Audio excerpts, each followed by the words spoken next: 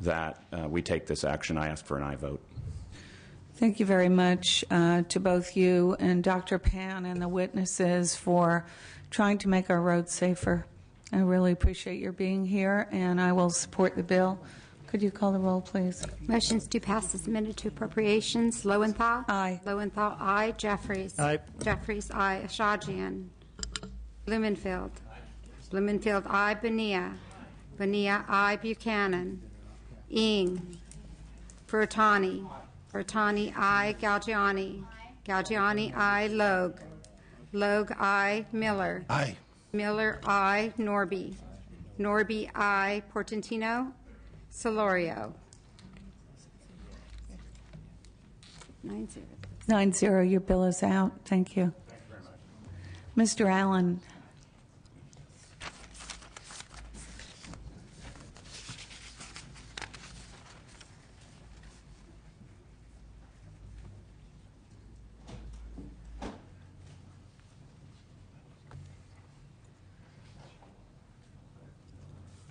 Welcome. AB 1389.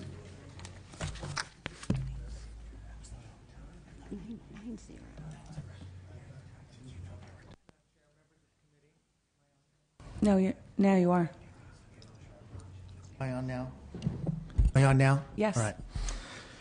Madam Chair, members of the committee, I'm pleased to present 1389 to you. This bill would establish uniformity in the way the DUI checkpoints and vehicle impoundments are conducted across the state. AB 1389 would codify two important court decisions dealing with DUI checkpoints and impoundments, one being Ingersoll versus Palmer, which was a California State Supreme Court decision in '87 regarding the legal requirements for DUI checkpoints to be constitutional under the Fourth Amendment, and also City of Cornelius versus Miranda, Ninth Circuit Court decision that determined when law enforcement could apply the community caretaking doctrine for impoundment of vehicles. The important point here is that currently there is no set statewide protocol that is followed for all jurisdictions for these procedures. This bill establishes basic guidelines as to how DUI checkpoints can be set up and for the procedures where it would be appropriate for impoundment of vehicles. By codifying this particular law and circumstances, communities will have a better understanding of the proper checkpoint and impound protocols, and it will have a positive effect on community policing because of the consternation this has caused with the laws being essentially enforced differently from city to city, county to county. Currently, without the guidelines written in law, communities and police spend time arguing what the legal checkpoints should look like instead of working together to discuss how they should be conducted. This bill will give community members the same set of guidelines that law enforcement understands so that we can start a productive dialogue about what makes our community better and safer. AB 1389 is a Latino caucus priority measure, and groups in support of this bill include the California Immigrant Policy Center, the ACLU, Asian Pacific American Legal Center, the National Network for Immigrant and Refugee Rights, PICO California, and many more. With me, I have Norma Ramos with the Congregation of Building Communities in Modesto. She is also a member of PICO California, and also Wendy Braitman, who is with Congregation ICAR, California Voice, in PICO California. Thank you. Thank you. Witnesses in support. Hello, my name is Nora Ramos. I am a PICO community leader and also from St. Jude's Catholic Church in Modesto, California. I'm also a full-time student at Hill College. 3 years ago, my husband and I were coming back from the hospital. I had received a C-section 1 week in the hospital, and my husband and I were driving back from the hospital, and I was still with medicine, so that's the reason I couldn't drive. On the way going through, we went through a DUI checkpoint. The officer asked my husband to show him his driver's license. He showed him a valid Mexican license, and the officer asked him also, was he drunk? And he said no. The officer told him to pull over to the side of the road and to get out of the vehicle me and my family. I told him I just had a C-section and that there was no way of contacting somebody so they could come and pick us up. He said that was their policy, that they had to tow our car. I also told him that my husband had a driver license from Mexico and an international driver license, but that did not matter to the police officer. After they took our car, we had no way getting home. We walked 5 miles for a period of 1 hour, carrying my 1-week-old baby in the car seat, Vidal, with my other children. Still, today, my kids fear with the police because of this experience. The next day, I went to the towing yard in Ceres. They told us we couldn't pick up our car for 30 days, that it was a 30-day hold. After that 30-day, it would be costing us about $2,185 just to take it out with all the fees. We did not have no money, so we just left the car. But that was our only car. My husband lost his job, and I couldn't get to my doctor's appointments for the next 2 weeks. As a taxpayer, I am very concerned with these checkpoints and triggering sobriety drivers. These checkpoints hurt hard-working immigrant communities, causing the loss of work, lack of medical care, child care, and ruin our relationships with the police. AB 1389 gives us a clear guidance so that all communities in California can know what to expect from our law enforcement. It's important for us to know what the guidelines are and that we'll be treated fairly with dignity under the law. I urge you to vote yes on AB 1389. Thank you. Thank you very much. Next witness, let's try to stick to 2 minutes if we can, please. Good afternoon, Chair Lowenthal and members of the committee. My name is Wendy Braitman. I'm a lay leader of ICAR, a Jewish community of 500 families in Los Angeles. I'm also a part of LA Voice, a federation of congregations representing 30,000 families across the county. And we're members of PICO California, a network of nearly 500,000 families in religious communities across the state. A few years ago, I didn't know anything about checkpoints or their devastating impact on the economic life of hardworking families. And then I began to talk to other members of the LA Voice network and heard countless other stories like Nora's. Though my Jewish community didn't feel the same hardship directly, our moral tradition compelled us to do the right thing.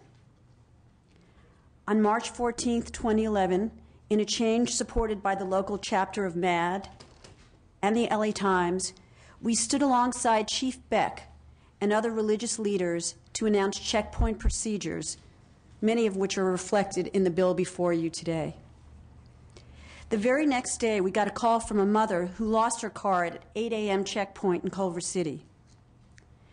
Until the state brings us all into compliance, families will continue to live with the fear that their next trip to the grocery store or work could result in financial hardships, taking food off their table, and compromising their and our economic well-being. We need your leadership to provide clarity and consistency in the state. Our clergy, our congregations, LA Voice, and PICO California ask you to support this legislation. Thank you. Other witnesses in support, give your name and affiliation only. Jeanette Sanepatin, legislative staff attorney with the Mexican American Legal Defense and Educational Fund, in strong support. Alberto Gonzalez with the California Immigrant Policy Center, in support. Martha Guzman with the California Rural Legal Assistance Foundation in support. Ryan Heller, Pico, California, made up of 500 religious congregations, almost 500,000 families in California in support. Thank you. My name is Manuel Arias. I'm a member of the Oakland Community Organization. We represent over 40,000 families in Oakland, and we have the same ordinance in Oakland. So we're asking you to support this bill. We support this bill, and we're asking you to support it. Thank you. Thank you. My name's Javier Cruz. I'm from Our Lady of Guadalupe. My organization is Sacramento Act. Thank you. My name is Carlos Rodriguez. I'm representing St. Jude Catholic Church, Modesto and Ceres, and we're supporting these things. Thank you. My name is Charlotte Donovan, and I'm representing Sacramento Act, which includes about 25 different congregations in the city of Sacramento. Thank you. My name is Austin Aslan. I'm with Pico, California, speaking on behalf of Long Beach Interfaith Community Organizations. We strongly support this bill. Ignacio Hernandez on behalf of the California Attorneys for Criminal Justice, or a statewide association of criminal defense attorneys, in support of the bill. Tiffany Mock on behalf of the American Civil Liberties Union in support of the bill. Anyone here in opposition? If not, let me turn to the members. Mr. Norby.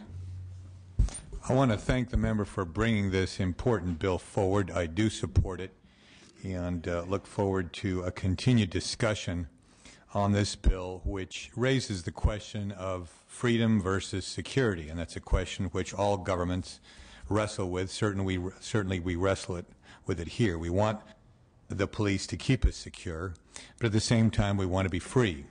We want the police to stop people that are drunk and have problems with their cars, as long as it's not us, because of course when it's us it's an inconvenience since we're always innocent. But that's because mostly we are. I think the purpose of a DUI checkpoint should be pinpointed.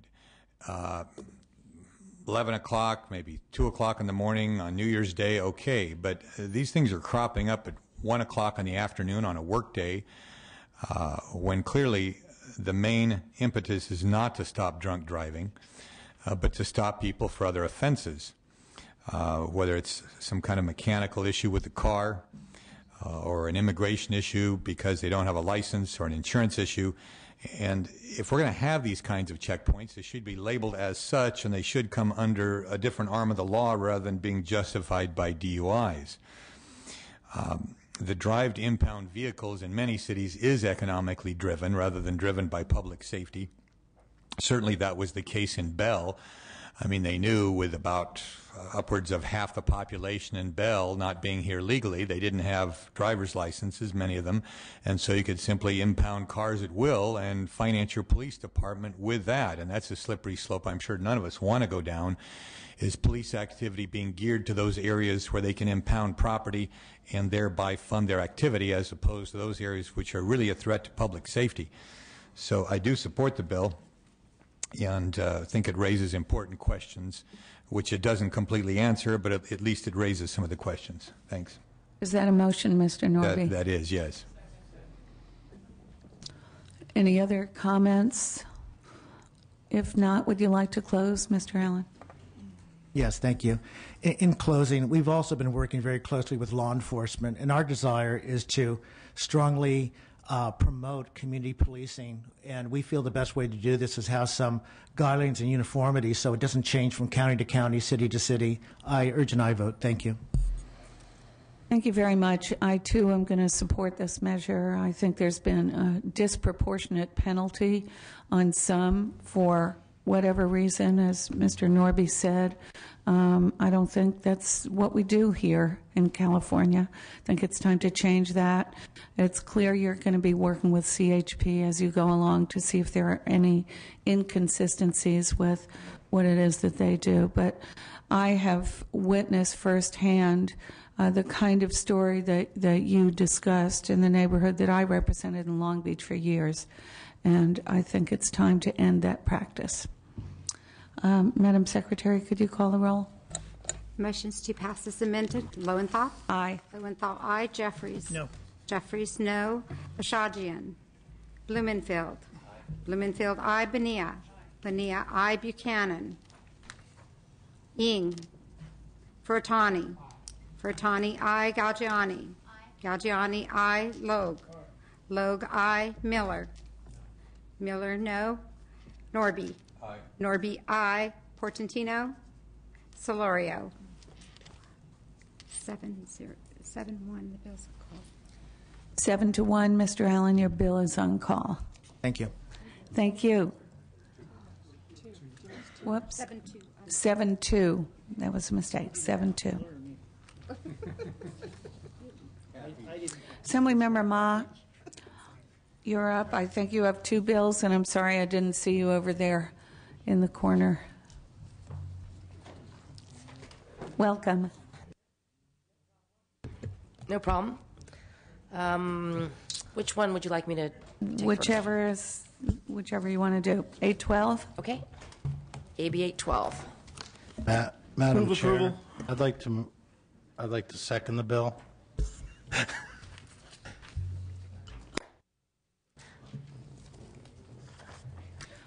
This is the bill that you have agreed to make a 2-year bill, as I understand. Yes, but I do Want to have some explain comments that? and still would like Yes, my please supporters present to it. talk about what the situation is.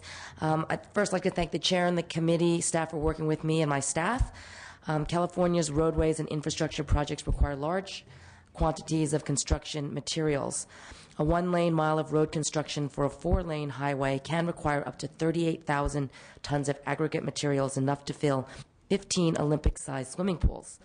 In order to achieve AB 32 goals, we must encourage the use of recycled materials, including recycled concrete in road construction projects. In fact, concrete is one of the major CO2 polluters. If this issue is not addressed, our landfills will continue to be filled up. Therefore, the more we can reuse material and keep products out of the landfill, waste out of the landfill, the better we all are. I just handed out a gold rod handout. As you can see, 38 states are more aggressive in recycling and reusing wrap material.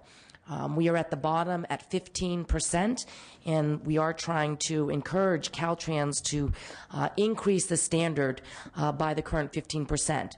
The Green Book, which is what some of the Los Angeles, Southern California cities use, they have a minimum requirement of 15%, yet they also have the ability to use material that's blended, mixed, of over 15%. And I think the Green Book put out their own book because I think Caltrans is not kind of keeping up to pace with what's happening in the industry. And even Los Angeles, City of Los Angeles, they have their own brown book.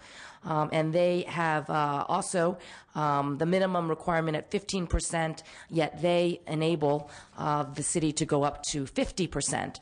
So that is the essence of the bill, is to really encourage Caltrans to increase their standard.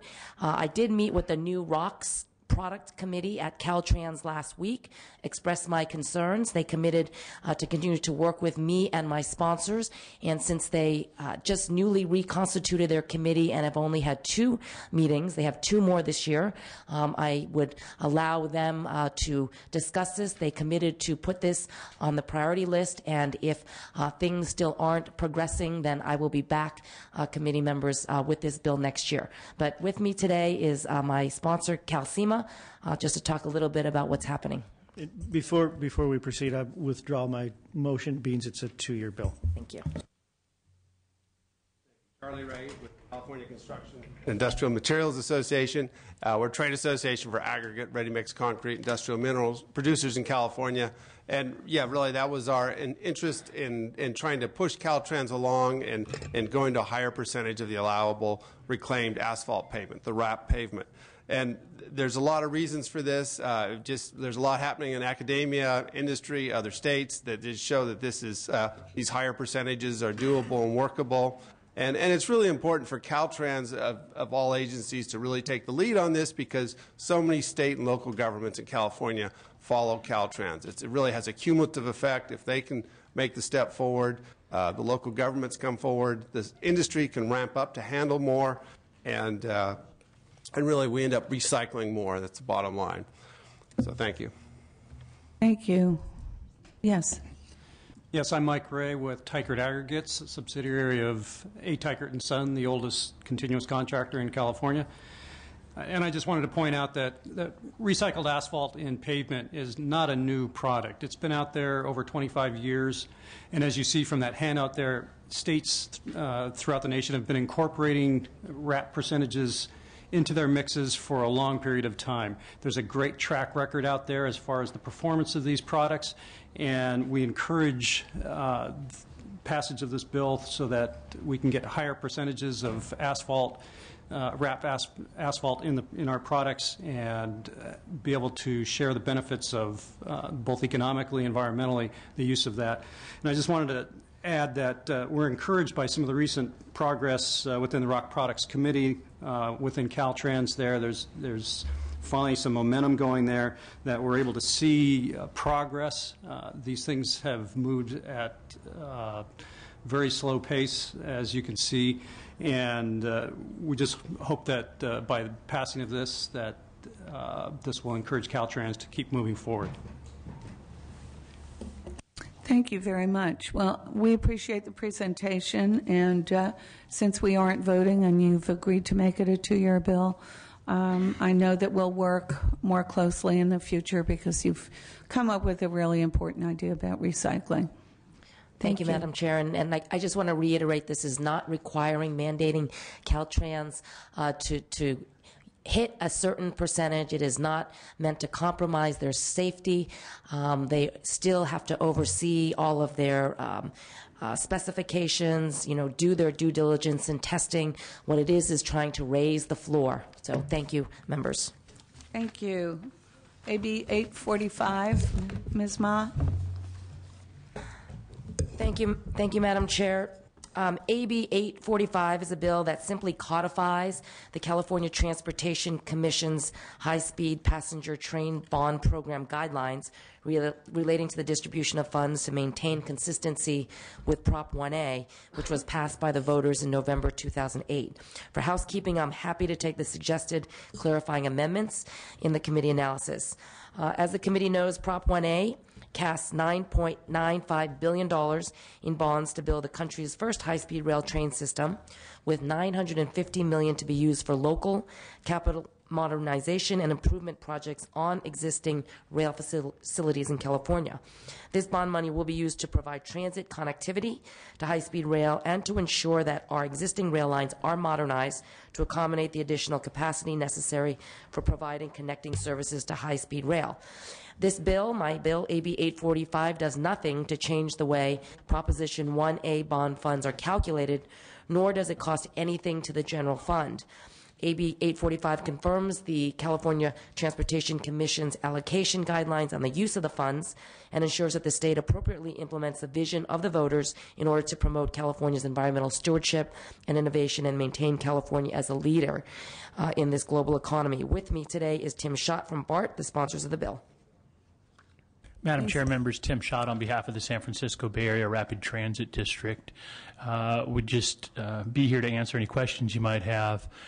Throw out one quick note, and that is the importance of getting these bond funds moving. We do know that the transportation capital expenditures are one of the best job creators out there.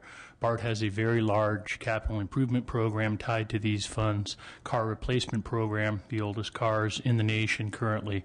And these funds are an important element of securing an 80 to 20% federal to state match. And this bill simply asserts the codification of the guidelines that assure that we get the money distributed as appropriately. Thank you. Thank you. Next witness. Thank you, Madam Chair and members. Andrew Answe here today on behalf of the Los Angeles County Metropolitan Transportation Authority. We support this bill. We think it codifies the intent of what was approved by the voters. Just to note that the underlying formula here for distribution of these funds amongst passenger rail operators predates Proposition 1A. It goes to a PRISM formula that was worked out amongst regional rail operators around the state years ago. And so we think it's in keeping to send a clear signal to the CTC and others that this money should go out. It's just as important for these funds to go forward for conventional rail improvements as it is for the mainline project in Prop 1A. We support. Second. We have a motion and a second. Any other comments? I guess just one, if I may, real quickly. Yes, Mr. Jeffries. Real quickly, our analysis is saying that CTC has already adopted guidelines that are proposed in this, and already drafted the guidelines that are going to be adopted this month. Is there a necessity to do this, or is this just to make sure CTC does the right thing? Well, as I understand, this is the process. The CTC comes up with the guideline, and then the legislature has to actually approve it in order to authorize and let the money go to the projects that the CTC approves. So we always need legislative approval for any of the CTC guidelines when it comes to bond funds. Am I right? Would you like to give some clarification, Mr. Schott? I'll try to provide some clarification.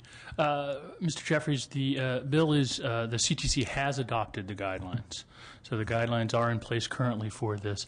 They have not been codified. It is not required to codify those guidelines in statute. We are suggesting that it's a good idea in this particular case, in large part in response to Governor Schwarzenegger's veto of these funds for said purpose that, frankly, the legislature has passed twice.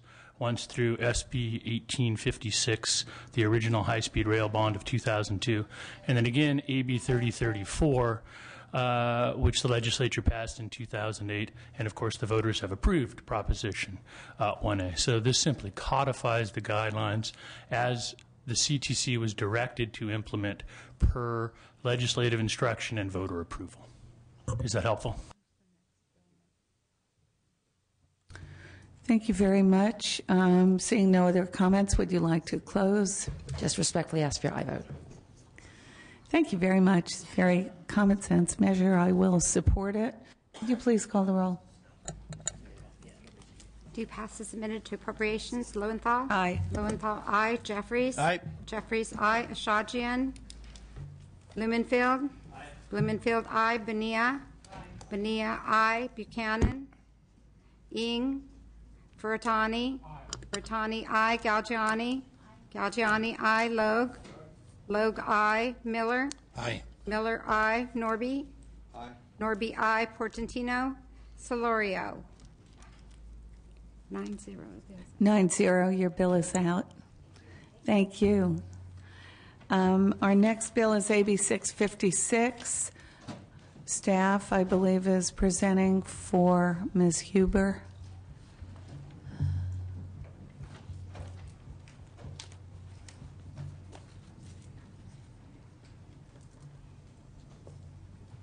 Welcome. Thank you. I'd like to thank the chair and the committee for allowing me to present on behalf of Assemblymember Huber today.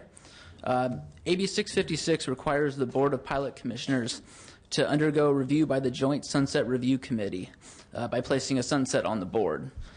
Specifically, the bill attaches a 2013 sunset to the board, which will automatically trigger a review by the Joint Sunset Review Committee in 2012. We are working with the bar pilots on possible amendments to clarify that the licensing and oversight functions of the board would continue in event the board would sunset, which isn't our goal. Our goal is just review. I'd like to introduce testifying in support Charles Cole on behalf of PMSA. Madam Chair and members, Chuck Cole on behalf of PMSA. We do support the measure. We think transparency is the best way to ensure good governance and do support this measure as it's proposed to be amended as we understand it. Thank you. Next witness.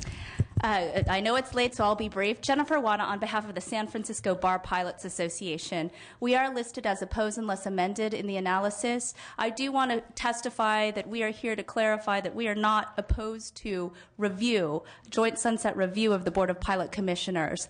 We're simply wanting to make sure that the language is amended to ensure that the licensing function and the state's ability to effectively regulate the commission, that language is clear and worked out. So for those reasons, we have that position, but we are working with the author's office and will work with this committee as the bill moves forward.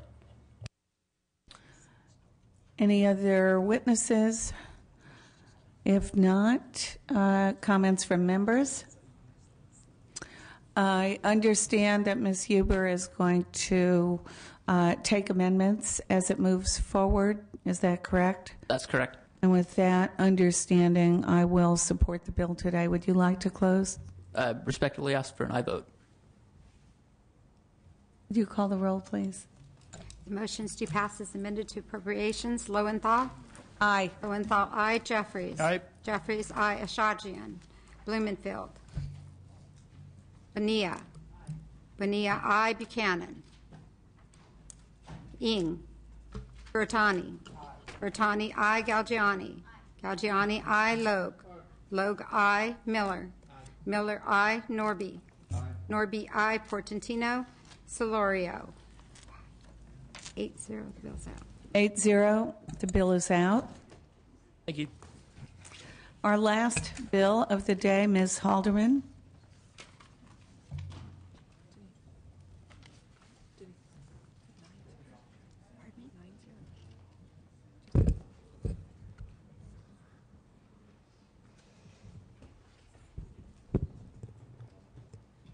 Thank you, Madam Chair. Welcome. Thank you. You have a motion and a second. Thank you very much. This is an adorable little bill that simply expands options for school districts interested in improving the health of children by allowing for retrofitting in addition to replacement of school buses. This simply expands their choice. It does not impose a mandate. It does not impose a new fee. And it doesn't violate Prop 26. And I respectfully ask for your aye vote. I do have 2 witnesses, and I'm happy to answer questions, but in the interest of time, we'll keep this brief. Please proceed. Good afternoon, Chair and members. Tom Addison with the Bay Area Air Quality Management District here in support of this fine bill. School children have lungs that are still developing. They're particularly vulnerable to the negative health impacts of air pollution. Cleaning up the buses they ride on makes good public health sense. This bill is cost effective from the perspective that it would allow, not require, but allow the retrofit of particle traps on those school buses. Particle traps, active particle traps cost on the order of $15,000 to $20,000 per trap. A new school bus is $147,000. This allows a cost-effective choice when cleaning up the buses. Any other witnesses in support? Witnesses in opposition? Members? May I close? You may close. Thank you very much to the Transportation Committee staff and to the other members. I respectfully request an aye vote. Thank you very much. I'm going to be supporting this bill. Could you call the roll, please? The motions do pass. Lowenthal. Aye. Lowenthal, aye. Jeffries. Aye. Jeffries, aye. Ashajian. Blumenfield. Bonilla. Bonilla, aye. Buchanan. Ing. Furtani. Furtani, aye. Galgiani. Galgiani, aye. Logue. Logue, aye. Miller. Miller, aye. Norby. Norby, aye. Portantino. Portantino, aye. Solorio. Solorio, aye.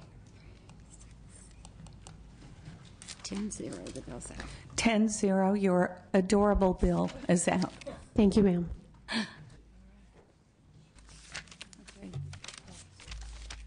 Could you please lift the calls on the bills in some orderly fashion? Did they call? Lift the call on item number 2, AB 385, Harkey. The chair is no. The vice chair is aye. The vote is 3-2. Bonilla. Bonilla, no. Ing. Furutani. Furutani, no. Galgiani. It's a great bill. You'll love it. It's the right thing. She didn't vote about it. No. Galgiani, no. Logue. Logue, aye. Norby. Aye. Norby, aye. Portantino. No. Portantino, no. Solorio. No. Solorio, no.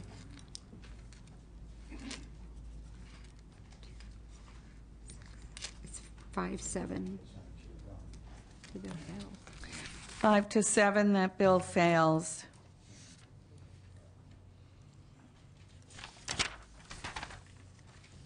AB 432, item number 3, Hall, due pass to appropriations. Blumenfield. Don't you say what the chair wants? Chair, aye. Vice Chair, aye. Blumenfield. Ing. Furutani. Furutani, aye. Logue. Logue, aye. Miller. Miller, aye. Norby. Norby, aye. Portantino. Portantino, aye. Solorio. Solorio, aye. Blumenfield is an Blumenfield, aye. 13-0, the bill's out. 13-0, that bill is out. Item number 5. Well, we're going to do that. I'm going in order. Item number 5, AB 628, Conway, due pass to appropriations. The chair's not voting. Vice chair's aye. Ing. Galgiani. Galgiani, aye. Miller. Miller, aye. Portantino. Portantino, aye. Solorio. Solorio, aye. 8-0, that bill's out. 8-0, that bill is out.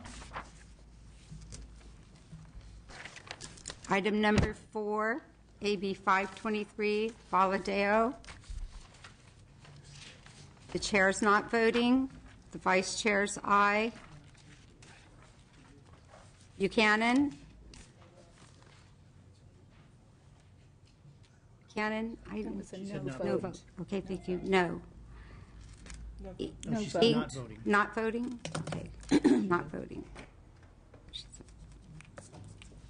Ing. Galgiani.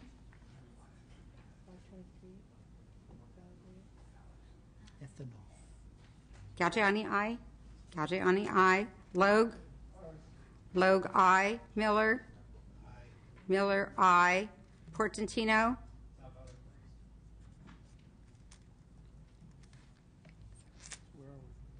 Six, 3, the bills. 6-3, the bill fails. Reconsideration granted by unanimous consent with no objection. 628 passed out. Item number 11, AB 1298, Blumenfield. No, I'm That's sorry, your bill. it's your bill.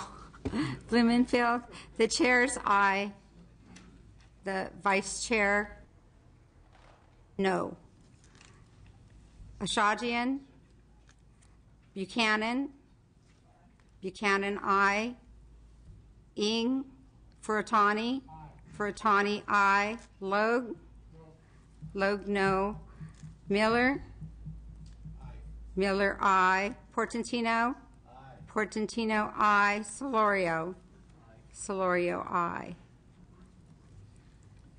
9-3, the bill's out. 9-3, your bill is out, Mr. Blumenfield. Item number 14, AB 1389. Allen, do you pass as amended? The chair's aye. The vice chair's no. Ashajian? Buchanan? Buchanan, aye. Ing?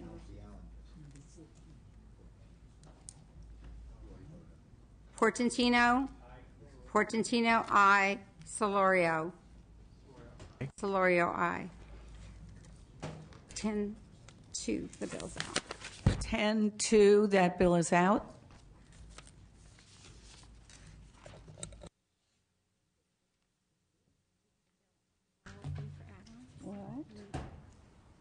We're going to keep the roll open for add-ons if you'd like to come in some orderly fashion.